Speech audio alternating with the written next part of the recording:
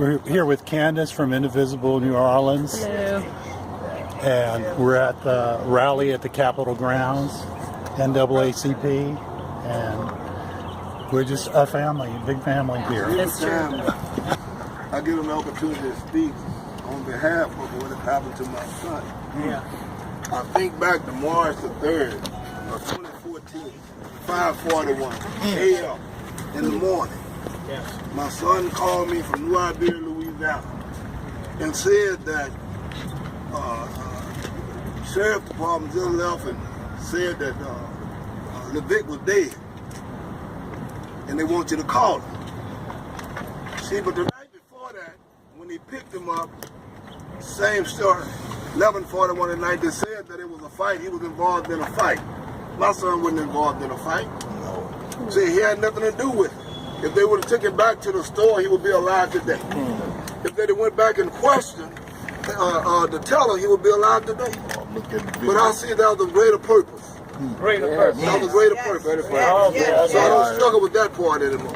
Yes, sir. But what I do struggle with is that I'm angry, and I'm angry enough to keep telling the world about it. I'm not going to just shut up. No. You see, and that's what Louis Alkin and I be a past sheriff department. That was the message he sent me. He sent me a message. He told me that he gonna sue me for slapping. For making him look like a country bumpkin. He a coward. Well, he a coward country bumpkin. He a coward country bumpkin. I said. All right. He a coward country bumpkin. Yeah, Share your heart. But my son, he did not deserve to be killed in the manner in which they killed him. Yeah. Right. Because they said my son, he was handcuffed behind his back.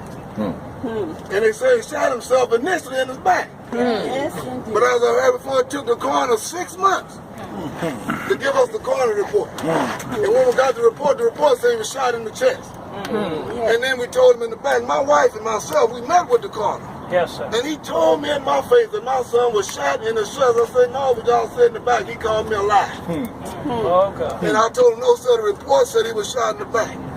But it took you 6 months to tell me the size. So I said, how much they paying you to sit up there and lie to me in my face? And he told me the money I get, it ain't worth it. I said, The good old boy never so I worked. told my wife to get up and we're going to walk out of here because there was no way that my son shot himself. And then on top of that, it was a non-dominant hand. I told him my son was left-handed. He wasn't right-handed. You know, so I thank God. And I say, even before we even knew, the NAACP was already in New Iberia. Yeah. We didn't even know anything about it. Someone said, man, you need to look on television. That was Sister Margie, Belinda Parker Brown, and some other individuals standing right there. Yes. Standing right there. Standing right there. And then Dr. Johnson in Marksville. Yeah. When we came down in Marksville, he gave us a platform. So we're grateful to the NAACP. Right. But my challenge is everybody ought to get just as angry as I am. You know, because of the Guillory family. Keenan Ordway. Noel. We got all these instances all over the world. And yet and still, we right here in Louisiana, it's happening. It's been happening. Now it's time for us to take a stand. So my grandmother used to say, you're going to stand for something or you're going to fall for anything. All right. I don't know about you all, but I'm tired of falling for anything. That's right, man. I'm asking y'all, not only know y'all been standing with us, I'm asking that we move a little further and go forward and try to galvanize other individuals. And let them know that this is a movement. It's not going nowhere. It's not going nowhere. And we're going to sit there and say, and as I close, again, I'm grateful. I'm still hurting. You know, I just... Come on. I just don't have closure. See, because I know my son's last words was not tell my mom and my dad I love him, because he told me that every day. I talk to him every night. See, so I tell you the thing, and as I said, it just every time my heart is still heavy. Yes, sir. Because I'm in a fraternity, right? I didn't ask to join. My wife is in a sorority. She didn't ask to volunteer for. And yet and still, it's all over the world. And here we are, right? And I look out, and I'm grateful for those of us here. But it should be more. Because it was my son on March the 3rd of 2014 Yeah. And it could be yours. That's right. It could be yours on September the 24th or the September the 22nd, right, of 2017. So we thank y'all. God bless y'all, and y'all keep the good work up. All right. It takes a lot of, I've never seen the tenacity and the courage of any person who's been on this battlefield for a long time. I just want to tell you about 3 young African-American men who were killed. Kwame Mason was at his girlfriend's house. He was playing with her, knocking around the house. She called and said there was a burglar. They stopped him, and he did stop, but they sicked the dogs on him. And of course, when they sicked the dogs on him, he wanted to protect his groin area, and the police shot him several times. He was 23 years old. About 10 days after he was buried, he got accepted into the police academy. He had applied to be a police officer. Kean Ardoin was killed by the same officer that was involved in the killing of Dejon Guillory. Paul Holden LaFleur. 23-year-old African-American face was held down in the mud while he suffocated. His body went lifeless. His girlfriend screamed, "Hey, he's not moving, he's not moving." And the officers told her, "Go back in the house, go back in the house." He was never, again, you know, he died. When his family went to see him, he had mud packed in his nostrils, his mouth, and in his eyes. And Michael Noel was a bipolar patient. His mother called for help. St. Martin Parish. In St. Martin Parish. And they had called for him several times, and the officers were familiar with him. But this particular time, there were 2 different officers who didn't know his history. When he refused to be arrested, you know, he resisted arrest. He was shot. So these men have died. The ground of Louisiana is soaked in the blood of our people, and we have to continue to move forward to make sure that something is done. I'm going to turn it back over to Mr. Johnson. Thank you.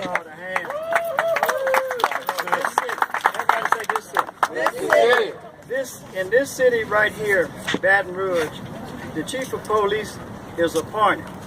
Everybody say appointed. Appointed. What that means is the chief of police is not accountable to the voters. So what's wrong with that? You got African Americans, 65% of the population inside the city of Baton Rouge. You have other cities in East Baton Rouge Parish. Baker, elect their chief of police. Central, 98% white, elect their police. Chief of police. Make it plain. Zachary, elect their chief of police. Baton Rouge, do not elect their chief of police. All right now. There's no accountability. Something wrong with that. In the resolution, we call for the governor to support us with state legislation to change this city. Because we can talk about police brutality and all of this and that. But when police are not accountable to the voters in a democratic society, we have a government problem here. Yes. Mark Milligan is here to tell us about the Baton Rouge Chief of Police. Let's give him a hand. I thank God that I'm able to be here today with you all. Yes, sir. I've been a friend of NAACP for a lot of years, and past member. I tell you, it's time for change for us all. Ladies and gentlemen, it's about courage, it's about justice. It's time that we use all those things to put us in a position to make a difference here. We're asking that you vote for the resolution that's going to be forthcoming, that we're going to present to the council, that is going to require they take it to the voters so that they can now say who they're going to elect a police chief as opposed to being an appointed police chief. The appointed police chief thing hadn't worked. It didn't work with Kip Holden. In his instance, and all those times he had folks working down, he always had them sign a pre-resignation letter, which wasn't the design of civil service. Civil service was supposed to protect him, but he basically subverted that whole situation. Now, what I say to you to change that, to take another look at it, is where Sharon is, our current mayor. She hasn't been able to do anything with Carl Davitt. He fought her on every turn because she didn't have a letter. So, a pre-resignation letter. So what I say to you today is that I don't believe that a mayor can properly supervise the chief of police. That chief of police that we had just prior to the one we have now, and I'm talking about Carl Dabney, said that he stood with his police department. And I always thought the police department was part of the community. Part of the community. I didn't say that. Okay? The way you change that is you just simply start electing your police chief the same way you do it in Baker, Zachary, and Central. They don't seem to have a problem with the way things are going in their town. But here we constantly have a problem with the way they allow these officers to get out here and project something that they have no business being in an area that they're in. A lot of them are imported from parishes outside of Baton Rouge. Okay, that's a problem. Okay, but if you are going to come from outside of Baton Rouge, you ought to have to live in Baton Rouge, in these Baton Rouge parish, to be able to say that you are what? A police officer, and serve those individuals that are in a position that you're supposed to be policing each and every day. So I say to you today, that it's now time for us to understand that if we want our officers to be accountable, then we need to have a police chief that is accountable to the people that elect him. Yes. And not have some fancy way of getting in there and not having to be accountable. Be accountable to those individuals that you actually are elected by. And every 4 years you get a chance to chime in yet again so they can say if they want to keep you, if that's to be the case. So I'm asking y'all to consider that. Please keep in mind that this is something we're working, it's a collective effort. Everybody's going to have to be a part of it because it's a parish-wide referendum of individuals who are going to have to say that Baton Rouge ought to be able to elect their police chief the same way they do it in Baker, Zachary, and Central. Thank you. All right.